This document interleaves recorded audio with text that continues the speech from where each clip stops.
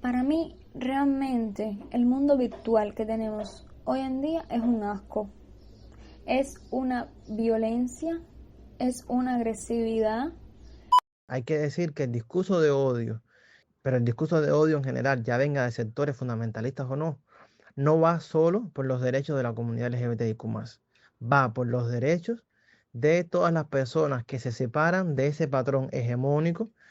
Yo creo que yo he recibido discursos de odio por casi todas las cosas que soy, es decir, por ser mujer, por ser periodista, por ser cubana, por ser feminista. Solapados muchas veces detrás de simples opiniones, los discursos de odio son herramientas de poder que perpetúan estereotipos, deshumanizan y justifican la violencia. Desde memes que ridiculizan a las mujeres hasta campañas de acoso contra activistas LGBTIQ+, estas expresiones se disfrazan de humor o libertad de expresión, pero en realidad son violencia simbólica que normaliza la exclusión. Sí, hoy estaremos hablando de los discursos de odio cuando se entrelazan con las violencias machistas, cómo se expresan, por qué es peligroso normalizarlos y, sobre todo, qué desafíos enfrentamos en Cuba ante este fenómeno. Aunque no es el único espacio donde se reproducen, en entornos virtuales estos mensajes se multiplican. Por ello, en esta edición dedicamos un espacio a reflexionar sobre cómo se comportan en las plataformas digitales y visibilizar los debates en torno a los límites de libertad de expresión en este escenario. Estaremos escuchando testimonios incluidos en el documental Golpes de Clic de la periodista Laura López Montoto, así como de influencers y activistas feministas y de la comunidad LGBTIQ+, quienes también nos ofrecen sus opiniones y experiencias en torno a este fenómeno. Yo soy Lisandra Fariñas y estos son unos minutos de audio donde desterramos odios y alzamos la voz contra las violencias machistas.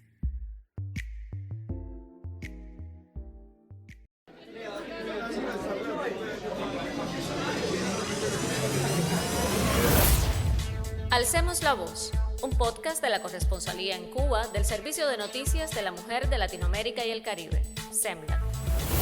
Te proponemos encontrarnos el día 25 de cada mes para hablar sobre la violencia desde miradas diversas. Daremos voz a activistas y expertos, a personas con experiencia de vida y testimonios relevantes. Y claro, tus opiniones también serán importantes.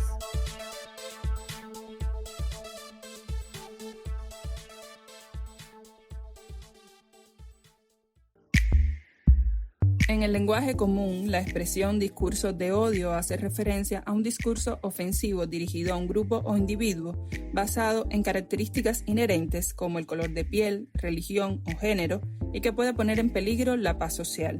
La estrategia y plan de acción de la Organización de Naciones Unidas para la lucha contra el discurso de odio establece un marco global para abordar este fenómeno, definiéndolo como cualquier tipo de comunicación, oral, escrita o en forma de comportamiento que ataca o utiliza lenguaje peyorativo o discriminatorio contra una persona o grupo en función de su religión, etnia, nacionalidad, raza, color, ascendencia, género u otras formas de identidad. Sin embargo, no existe una definición universal en el derecho internacional. El concepto sigue siendo debatido, especialmente en torno a su tensión con la libertad de expresión, la no discriminación y la igualdad. Alberto Roque Guerra, médico, máster en bioética y activista por los derechos LGBTIQ+, define los discursos de odio como acciones comunicativas dirigidas a estigmatizar, discriminar y excluir a grupos vulnerables. A su juicio, para que exista discurso de odio deben cumplirse 3 condiciones clave. La primera, identificación de un grupo vulnerable, es decir, colectivos en desventaja social frente a estructuras de poder dominantes. La segunda, la intencionalidad deliberada de humillar, dígase el uso de símbolos históricos o culturales para activar estigmas y justificar el rechazo. Y una tercera, que es la malignidad en la acción. Participación de terceros que escalan el odio o buscan excluir a estos grupos de espacios de poder. Roque enfatiza que estos discursos no son opiniones individuales, sino mecanismos de violencia simbólica que refuerzan jerarquías sociales. Además, advierte que actualmente existe una emergencia de los discursos de odio, los cuales nunca han dejado de existir. Digamos que la última década ha sido un ejemplo de la llegada al poder político de fuerzas conservadoras, fundamentalmente en Estados Unidos y en muchos países europeos, donde los discursos de odio son uno de los instrumentos fundamentales usados, sobre todo en los medios de comunicación que incluyen las redes sociales digitales. Estos discursos legitiman el poder y la ideología de dominación de estas fuerzas que son no solamente conservadoras, sino también de ultraderecha desde el punto de vista ideológico, y es una cruzada contra los movimientos liberadores o emancipadores, fundamentalmente movimientos de las mujeres, o sea, movimientos feministas en todas las formas en que el feminismo se expresa, hacia las personas lesbianas, gays, bisexuales y trans que desde finales del siglo XIX y a lo largo de todos estos años, de los últimos 25 años, se han logrado cambios significativos y positivos en relación con los derechos de las personas LGBT. Yo creo que es una reacción a la manera en que las estrategias liberales y progresistas han ido avanzando en diferentes partes del mundo. Las condiciones que deben operar para que el discurso sea denominado un discurso de odio, pues lo podemos ver con mucha facilidad en casi todos los medios, por ejemplo, digitales. Se defiende sobre todo para enarbolar este discurso la libertad de expresión. Eso viene en gran medida de derechos alcanzados desde el pensamiento liberal contradictoriamente. Y, por ejemplo, en los Estados Unidos ese derecho está por encima de la prohibición de discriminar incluso a través de los discursos. O sea, la libertad de expresión es prácticamente uno de los derechos supremos sobre los cuales se estructura la sociedad norteamericana. En Europa existen más regulaciones en determinados países donde verdaderamente se puede un poco imponer un contrapeso o sentar un contrapeso que limite la libertad de expresión cuando el discurso se torna un discurso de odio. Los discursos de odio son una herramienta fundamental en sembrar matrices de opinión que pueden convertirse en políticas. Y eso ya está sucediendo, por ejemplo, en los propios Estados Unidos, ahora con la administración Trump, que no es Trump, es la base política de millones de personas que apoyan desde el punto de vista moral, desde el punto de vista de sus creencias, desde el punto de vista de una ideología conservadora, apoyan estas políticas excluyentes. Y es el odio, la división, la exclusión, la estigmatización, el mecanismo más eficaz sobre los cuales se monta inicialmente una matriz de opinión basada en la libertad de expresión, donde no hay limitaciones éticas a que estos discursos avancen. Y bueno, podemos llegar a tener horrores monstruos como el fascismo y formas de fascismo solapadas aparentemente, pero que ya se están convirtiendo en políticas excluyentes y de freno a estos avances. A veces cuando uno habla de Estados Unidos o de Europa, uno cree, bueno, eso es allá, no está ajena a la realidad cubana o latinoamericana y caribeña. No. El mundo no funciona así, el mundo está interconectado. Las fronteras son prácticamente, en estos aspectos, son simbólicas porque la información fluye en un mundo digitalizado, interconectado, donde existe ya hasta inteligencia artificial, que no está exenta, por cierto, de legitimar determinados discursos de odio o no. Basta con hacer determinadas preguntas en los chatbots de inteligencia artificial para entender que detrás de esto existe ideología, existen elementos que pueden favorecer o frenar el avance de estos derechos. Y no estamos en un buen momento a nivel global. Desde que yo comencé, yo quise ser physique o vivir, es decir, siempre quise diferenciarme completamente de las mujeres anteriores en lo que el culturismo cubano había visto. Y siempre, desde que empecé trabajando sobre una base de ser mujer musculosa.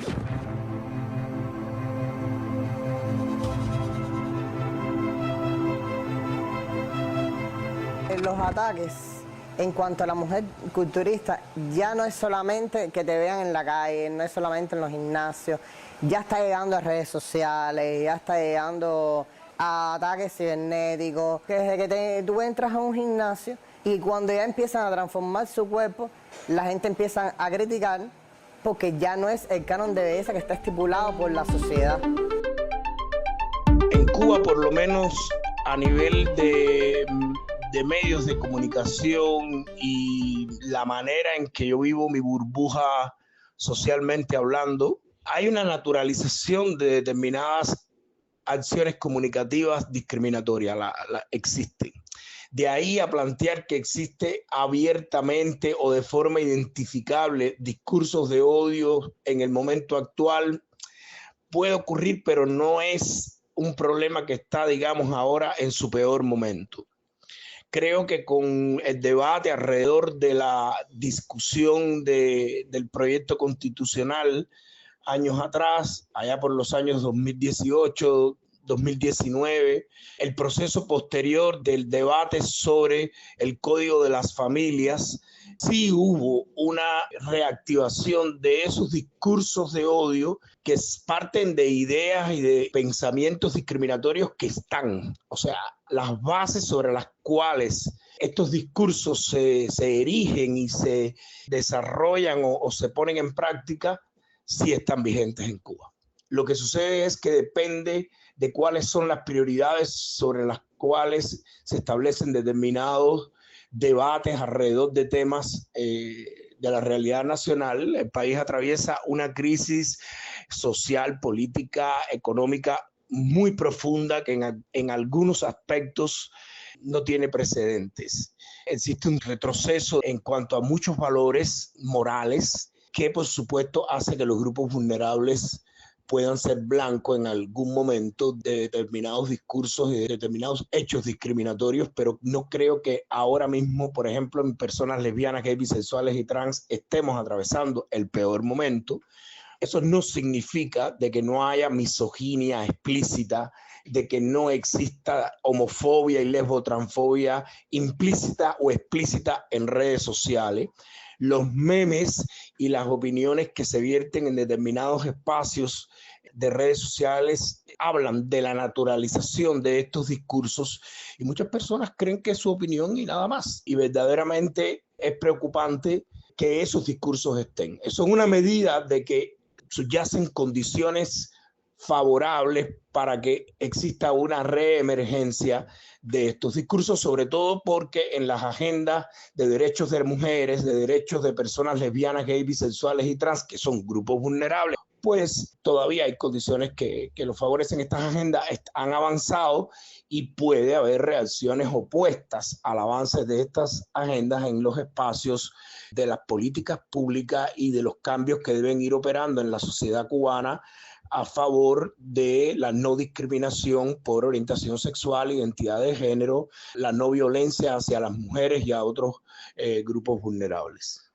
Una vez yo hice las publicaciones de la última competencia que hicimos en abril, provincial, y puse varias fotos con otras muchachas de otras categorías y yo, y los ataques fueron: mira, las otras muchachas sí parecen mujeres, pareces un transexual, mírate el abdomen, porque yo tenía bastante abdomen, como debe ser en mi categoría. Mírate el abdomen ese, pareces un hombre. Las otras muchachas sí están, como le dicen, riquísimas, no sé de cosas. También que eso es una forma despectiva de tratar a la mujer como tal. Cada vez que yo veo un ataque en redes a una mujer culturista, yo salgo a la defensiva porque es como si me lo estuvieran haciendo a mí. ¿Entiendes? Me afecta de una manera porque yo soy la que las estoy motivando y las que quiero que compitan. Entonces ya de una forma u otra es un ataque a lo que yo represento. A veces me pongo a pensar y digo, se sentirán mal por mi culpa, porque al final soy yo la que le estoy diciendo, sí se puede competir, vamos. Están siendo atacadas por algo que yo he tratado de fomentar. Y a veces pero a veces digo, no, el que ataca no tiene razón.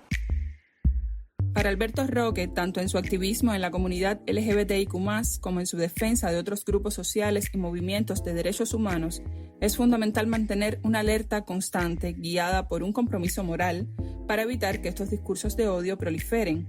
No es solo una lucha de activismos, destacó, es un compromiso social y personal. Yo no creo que toda persona LGBT tenga que ser activista, pero sí creo que hay un principio de responsabilidad. Este principio existe como principio de derechos humanos y principio bioético. Hay una obligación moral porque vivimos en comunidades civiles y plurales, de evitar que estos discursos proliferen. Al menos hay que señalarlos, yo creo que hay que educar, hay que tener un diálogo paciente y permanente sobre estos temas. No creer que porque existen legislaciones en Cuba que en alguna medida pudieran aplicarse para identificar y procesar penalmente o desde el punto de vista civil cuando hay una violación de los derechos humanos utilizando el discurso de odio, todo está resuelto. La bioética está relacionada de forma muy articulada con los derechos humanos. Lo que hablé ahorita en relación con la dignidad humana, con las vulnerabilidades, la igualdad y no discriminación, se conecta con principios de derechos humanos que también deben ser respetados, y tenemos que, como activistas, no solo conocerlos, estudiarlos en profundidad, sino aplicarlos en los espacios de la vida civil, como sociedad civil, y en la abogacía por los derechos desde el punto de vista político, para que estas políticas se implementen, eviten los discursos de odio en primer lugar, sean identificables y que sean penalizados cuando estos discursos ocurran y dañen a las personas, porque a las personas hay que restaurarles sus derechos cuando les son arrancados o vulnerados. Eso se llama respeto a la dignidad de la persona como principio rector. Todo este ataque que ha habido a la mujer culturista me ha dado a mí una enseñanza de que no me puedo rendir. No me puedo rendir en enseñar a las personas. No puedo. Es una cosa, a veces yo digo, ay, no merece la pena. Sí, tiene que merecer la pena. Tiene que merecer la pena. No me puedo cansar de explicarle a las personas lo que es una mujer culturista y el sacrificio que lleva ser mujer y ser culturista. No me puedo cansar. Jorge González, presidente del Movimiento Estudiantil Cristiano de Cuba y activista, señaló que los debates públicos durante la aprobación de la Constitución de 2019 y el Código de las Familias en 2022, ambos sometidos a referéndum popular, marcaron la emergencia de discursos de odio impulsados por sectores fundamentalistas religiosos.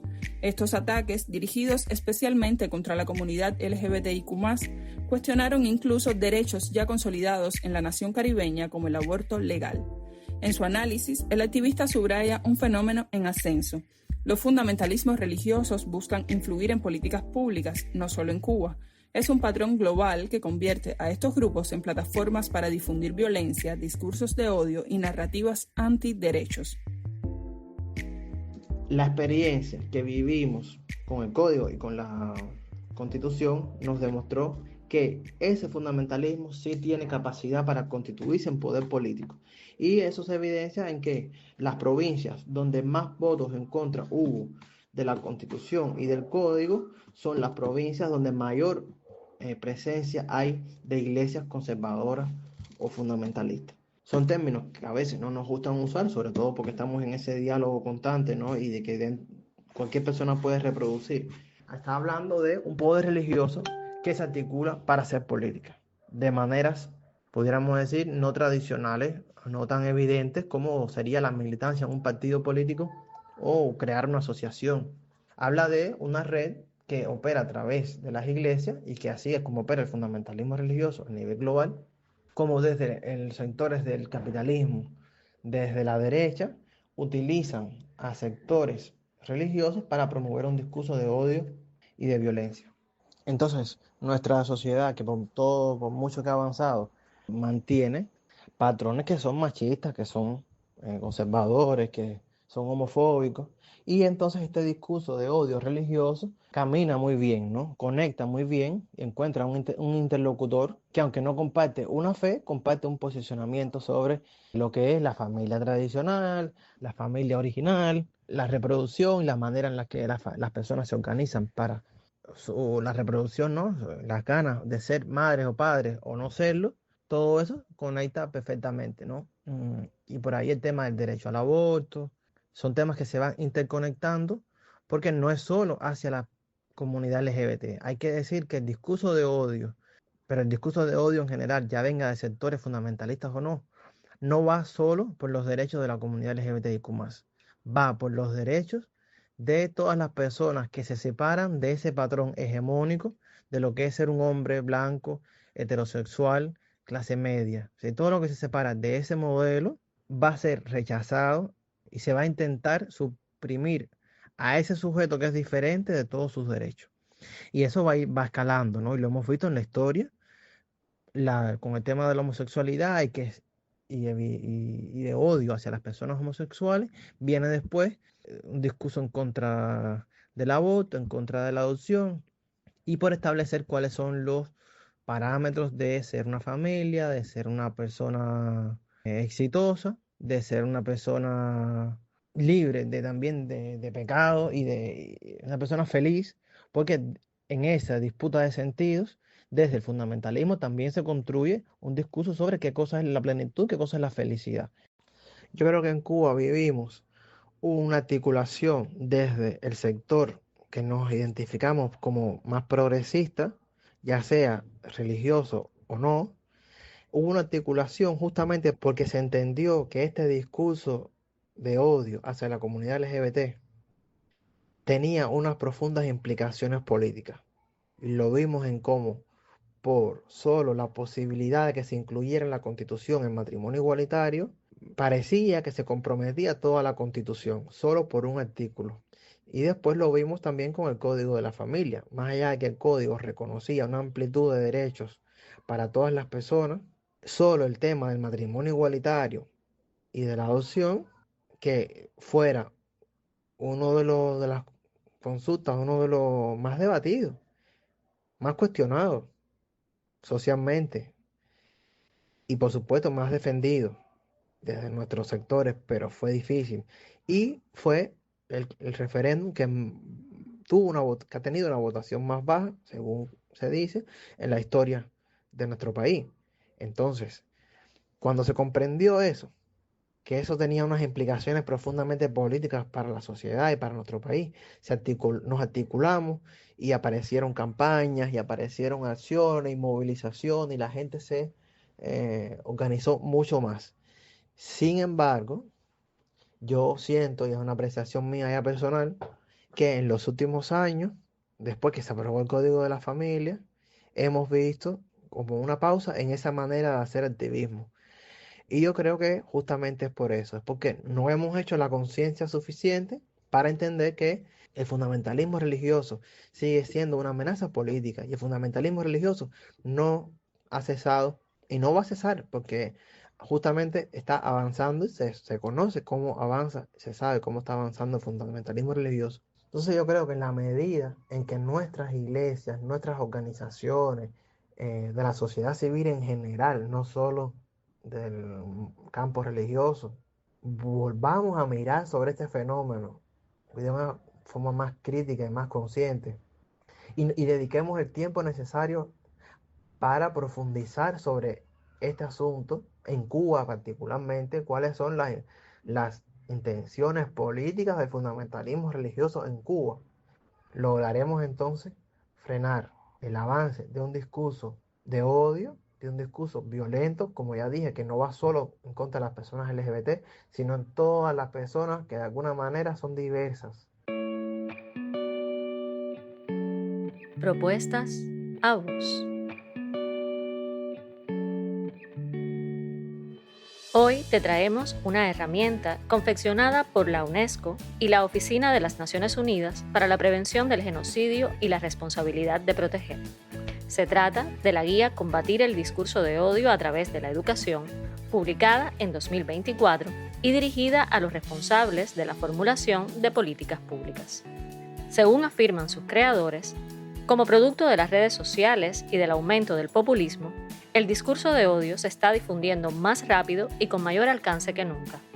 Ya sea en línea o no, se dirige a las personas sobre la base de quiénes son y tiene el potencial de incitar a la violencia, así como engendrar ideologías extremistas y violentas, crímenes atroces e incluso el genocidio.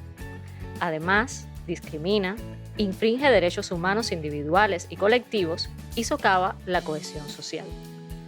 La educación, afirman, puede cumplir un papel fundamental en la lucha contra los discursos de odio y el surgimiento de la violencia dirigida a grupos específicos. Destacan que las respuestas educativas a estos fenómenos pueden incluir capacitación de docentes y estudiantes sobre los valores y las prácticas que necesitan para ser ciudadanos y ciudadanas respetuosos a nivel global y en el ámbito digital. Adopción de pedagogías y enfoques escolares integrales para el fortalecimiento del aprendizaje social y emocional, y adopción y revisión del currículum y de los materiales educativos para que sean culturalmente sensibles e incluyan contenido que identifique la presencia del discurso de odio y promueva el derecho a la libertad de expresión. A través de la guía se analizan en detalle estas y otras propuestas educativas con la intención de brindar a las y los formuladores de las políticas las orientaciones y recomendaciones sobre cómo fortalecer los sistemas educativos para combatir el discurso de odio. Puedes consultarla online en la dirección unescedoc.unesco.org, la cual te dejamos además en la descripción de este podcast. Y esto es todo por hoy. Pronto volveremos con propuestas a vos.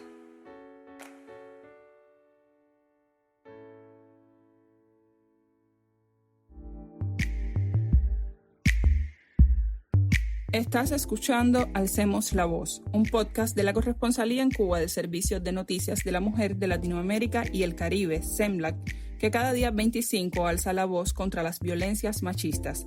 Hoy nos adentramos en los discursos de odio, sus diferentes expresiones, espacios donde se reproducen y los peligros que suponen.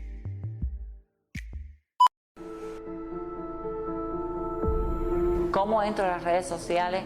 Bueno, porque llega el internet a Cuba. Al principio hacía muchas fotos muy llamativas, no sabiendo que esto podía ser causante de muchos problemas.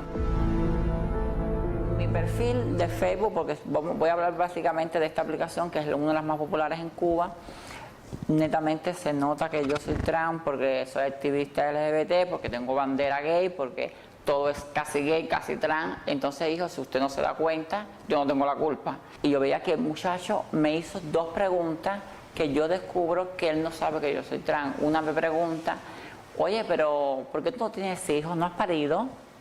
Y es cuando yo digo, este chico piensa que yo soy una mujer. Y le digo, no, pero es que yo soy una trans. Yo imposible voy a parir. Y es cuando él me dice, yo te voy a buscar, yo sé en qué reparto tú vives y cuando te coja te voy a dar 2 puñaladas. Aquello fue que yo después lo bloqueé y todo y yo dije, oh, mira aquí esto está... Y entonces me decidí como 2 meses de no conectarme a internet. En la primera parte del episodio, nuestro invitado Alberto Roque alertó sobre los entornos virtuales, donde estos discursos se amplifican, muchas veces sin control. De acuerdo con Naciones Unidas, la proliferación de contenidos de odio en línea va de la mano con la desinformación, un desafío sin precedentes para nuestras sociedades. Pero, ¿son las plataformas digitales espacios que potencian o frenan el odio? Podría decirse que ocurren ambas cosas. Las redes son escenarios de aparente libertad, pero también de ideas que vulneran la dignidad humana. Hoy, los discursos de odio se disfrazan de libertad de expresión, por lo que reconocer sus límites es urgente.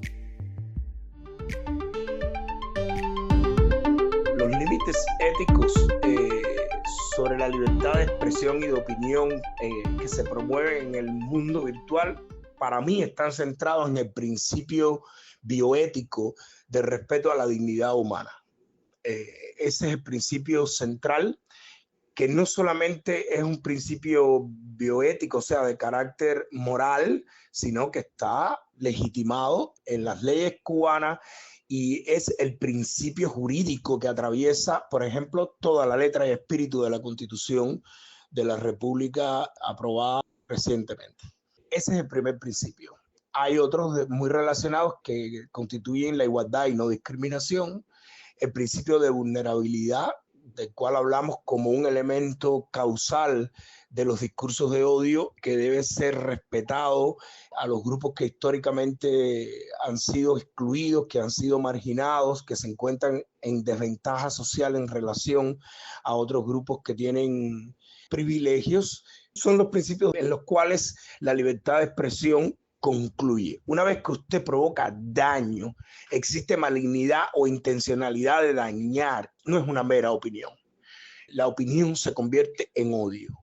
No hacer daño es un principio bioético importantísimo, que no es solamente un principio aplicable a la ética médica tradicional, está en todas las éticas de las profesiones. Ejemplo, el periodismo o todas las demás ciencias de la comunicación tienen regulaciones éticas sobre las cuales existe un límite para la libertad de expresión.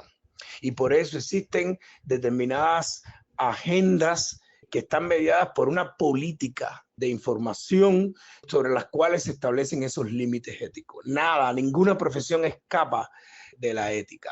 Y está la ética ya personal, la que opera a nivel de los valores morales individuales, que deben pensarse desde una ética colectiva, donde se genera la mayor felicidad posible. Esto es el deber ser, ¿bien? La mayor felicidad posible en una ética colectiva, en la cual podamos coexistir en paz y respetando la pluralidad o la diversidad de opiniones, a veces encontradas, es decir, son contradictorias en muchas ocasiones, pero deben ser también respetadas.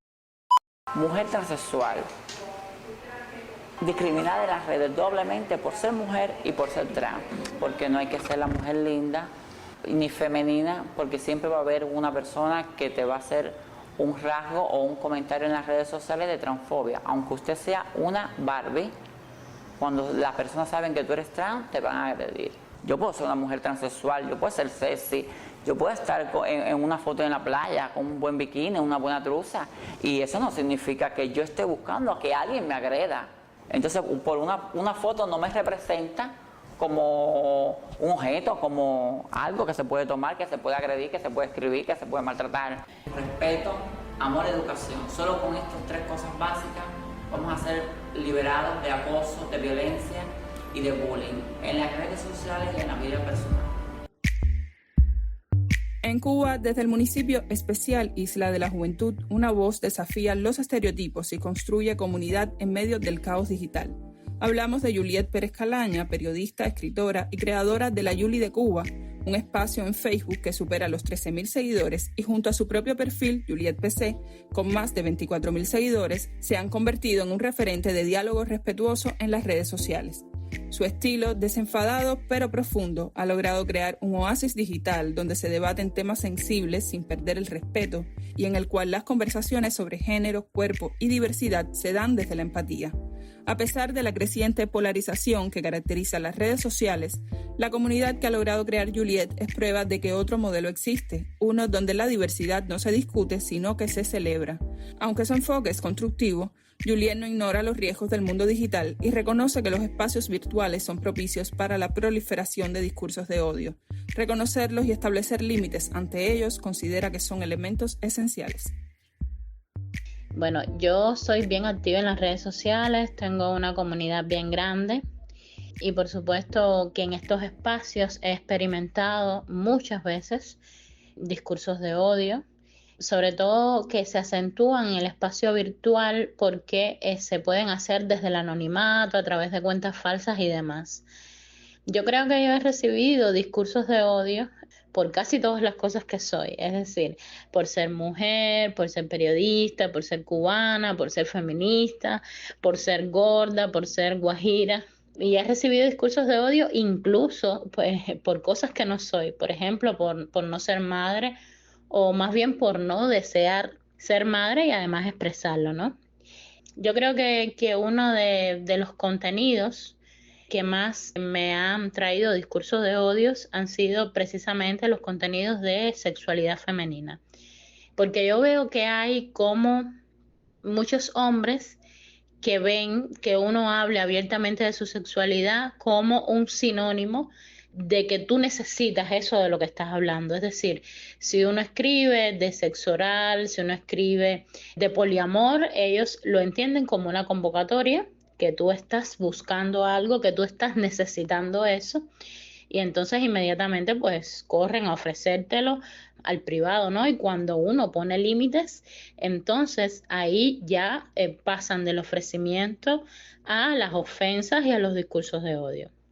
Y yo creo que los discursos de odio están cada vez más solapados como por ejemplo con estas tendencias del neomachismo, que tú ves que de pronto te están juzgando tu decisión de no querer ser madre, pero de una forma tan sutil que si tú no estás preparada, tú incluso puedes asumirlo como que lo están haciendo con buena voluntad, ¿no? Entonces también cuando uno tiene alcance en las redes sociales es difícil a veces poner límites. Yo, digamos, tengo una audiencia, una comunidad bien diversa, una comunidad que lleva mucho tiempo ya conmigo y que de algún modo acata mis reglas, ¿no? Porque todos en nuestras casas ponemos reglas y mis perfiles en las redes sociales también son mi casa porque paso mucho tiempo ahí. Entonces, cuando alguien viene a romper como que esa armonía, cuando viene a romper esas reglas que básicamente es respetar al otro, pues creo que todo el mundo reacciona, ¿no? Y yo no monetizo mis redes sociales, es decir, yo no vivo de mis redes sociales, por tanto no hago ninguna concesión a ese tipo de conducta con tal de ganar seguidores o de no perder seguidores. Por tanto, yo uso las herramientas que me dan las redes sociales, ya sea bloquear, ya sea dejar de seguir perfiles, ya sea las configuraciones de privacidad, para mantener la armonía de mi comunidad, que es un espacio seguro, donde crecemos juntos, donde creamos juntos, un espacio de sororidad, de construcción de conocimiento colectivo, y para mí es muy importante mantener eso. Yo creo mucho en el debate, yo creo mucho en que podamos hablar a camisa quitada sobre todo lo que nos preocupa, lo que nos molesta, lo que nos incomoda, ¿no? Lo que yo sí creo es que siempre hay que hacerlo desde la base del respeto, porque estos debates que abundan en las redes sociales, donde el objetivo es más que dar argumentos, desacreditar al otro, yo creo que son uno de los principales escenarios, de los terrenos fértiles para los discursos de odio. Y también he aprendido en la práctica que una verdad descarnada, así, sin empatía, sin valorar cuánto va a aportar o va a dañar al otro, pues puede convertirse en crueldad también. Entonces a veces ahí están los límites, ¿no? En ponerse en el lugar del otro. Las coordinadoras y fundadoras de la Red Feminista de la Universidad de La Habana, Anabel Antuña y Ana Clara León, nos comparten sus experiencias sobre las manifestaciones de violencia dirigidas hacia su organización y su militancia feminista. Estas agresiones, aunque se localizan principalmente en redes sociales, también han tenido expresión en el espacio físico. Ambas consideran que actualmente existe un auge de ideas conservadoras, incluso entre la juventud, y critican que empresas de Internet como Meta, dueña de Facebook e Instagram, no establezcan límites éticos contra discursos divisivos y de odio. Estas plataformas no solo ignoran el problema, sino que favorecen incluso el alcance de estos mensajes. Coinciden ambas activistas. Reconocen, además, la importancia de estar preparadas para saber cómo rebatir y lidiar con los discursos de odio. Yo siempre los discursos de odio los he asumido como forma parte del proceso y forma parte de la lucha. Ahora, tenemos que estar preparados para batallar contra ellos. Entonces, dentro de las experiencias sí que he experimentado de discursos de odio hacia nosotras o hacia mí en particular, yo creo que por un lado está las redes sociales, que es un campo de batalla riquísimo, o sea, está pensado para que los discursos de odio existan y sin ninguna limitación, sin ningún problema. Y ha sido de diferentes formas, desde videos en YouTube que nos han hecho, desde publicaciones, desde meterse en nuestro perfil y escribir, comentar, en fin, todo eso que para mí realmente es una bobería. Cuando veo lo que dicen, realmente yo me quedo así, siento pena. Muchas veces siento pena de lo que escriben las personas. Pero también ha existido en los espacios físicos. Y para mí ese es el más fuerte. Porque realmente para mí, yo asumo que las redes sociales no son la realidad, aunque te darán de cierto modo una idea de por dónde van los discursos y los debates y tal, pero no es la realidad. En físico es otra cosa. Y sí hemos tenido, o sea, sí he experimentado personas que han ido a sabotear nuestros espacios, que nos han acosado y lo hacen por eso, porque están en contra, por el rechazo hacia lo que nosotras defendemos y lo que el feminismo también defiende. Mi nombre es Ana Clara, y soy parte del grupo de coordinación de la Red Feminista Universitaria. Creo que ha habido como una especie de retroceso con los derechos que teníamos, que pensábamos que teníamos ganado, y de alguna forma los fundamentalismos están ganando terreno, y cómo esos fundamentalismos van calando y van siendo repetidos y naturalizados, o sea, en la socialización, o que bueno, el algoritmo de alguna forma los va beneficiando, y si lo que se consume es eso, lo que se repite es eso. Si el consumo no es contrahegemónico, si el consumo no es emancipador, no pueden naturalizar otra cosa ni expresar otra cosa. Y yo creo que esa naturalización es preocupante, porque, repito, derechos que teníamos ganado, vemos en personas jóvenes comentarios muy conservadores y una postura muy, muy conservadora, y vemos que la realidad está en disputa. La realidad de una Cuba más feminista, una Cuba más justa, y hablo desde Cuba porque es el caso específico y el entorno al que nosotros como red nos remitimos. Esto viene también de una tendencia internacional, una tendencia hacia el conservadurismo, una tendencia hacia cuestionar derechos, una tendencia hacia estigmatizar a los grupos feministas, pero ya no basta con decirnos gordas o feas, ya nos basta con decir que todas las feministas son tortilleras. Es como, bueno, si lo que cala es la ciencia, vamos a una pseudociencia y vamos a repetírnoslas y decir que no, que esto no es discurso de odio, que no somos machistas, que simplemente esto es una cuestión biológica, que es milenaria y que siempre ha sido así y que no puede venir la era woke a cambiarlo, ¿no? Ese es el argumento de la exageración. Sobre las posibilidades y los retos para enfrentar los discursos de odio en Cuba, especialmente los de carácter machista, Alberto Roque plantea que es urgente avanzar en la implementación de políticas y regulaciones que permitan identificar, sancionar y reparar el daño causado por estos discursos, siempre respetando la dignidad humana y los derechos fundamentales. Reconoce, sin embargo, que el primer desafío es claro. Las personas deben conocer los instrumentos legales existentes y aplicarlos. Sin este paso, advierte, cualquier marco normativo quedaría en letra muerta.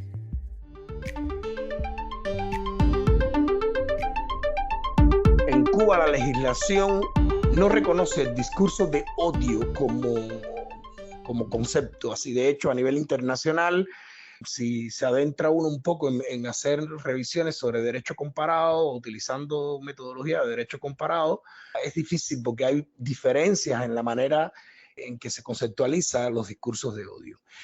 Sí creo que tanto en la Constitución de la República, en varios de sus artículos, como en el Código Penal, en la ley, no estoy citando las leyes con los nombres exactos, pero hago alusión a ellas para que se entienda, en la ley sobre acoso sexual, las leyes relacionadas contra la violencia, aunque es un campo sobre las que todavía queda mucho por hacer, se reconoce los agravantes y las causales de discriminación que incluso están incluidas en los discursos y en la manera en que una persona verbaliza, exterioriza o utiliza la comunicación para hacer daño. Existen varios artículos que lo reconocen. El problema está en que las personas conozcan que estos artículos existen. Para mí ese es el primer desafío. Usamos muy poco la ley, tenemos una cultura jurídica muy pobre, muy insuficiente. Las personas tienen a veces temor o pobre confianza también en el sistema jurídico, porque viene el segundo problema. Los operadores de derecho son personas como otras cualquiera, lo que son profesionales de ese ramo. Y muchas veces también tienen en su accionar profesional prejuicios, limitaciones para poder hacer una interpretación correcta de la ley. De manera que un individuo, un sujeto o los grupos humanos podemos ser iguales ante la ley, pero no necesariamente ante los operadores del derecho, aunque la ley exista en su letra y espíritu, esté reflejado estos temas de manera que haya protección jurídica, que en sí estas son políticas importantes, pero no son las únicas en las cuales se puedan procesar o proteger o restaurar derechos en las personas que les ha sido vulnerada. Los discursos de odio son también un termómetro del miedo patriarcal. Miden cuánto hemos avanzado. Frente a ellos, los feminismos responden con creatividad, sororidad y transformación, subrayando la necesidad de acciones concretas. La primera, una educación con perspectiva de género.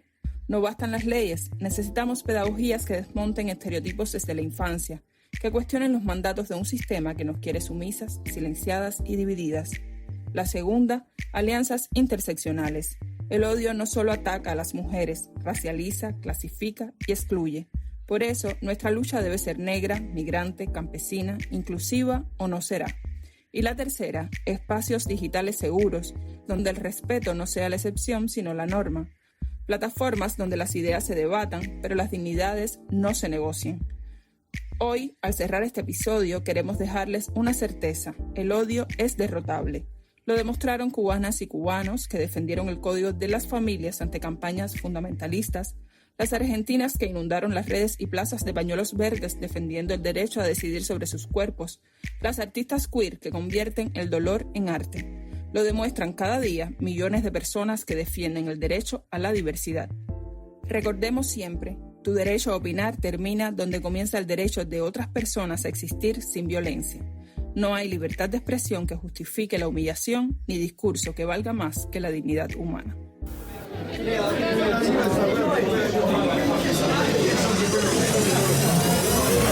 Y ya bajamos decibeles. Hasta otro encuentro en que alcemos la voz.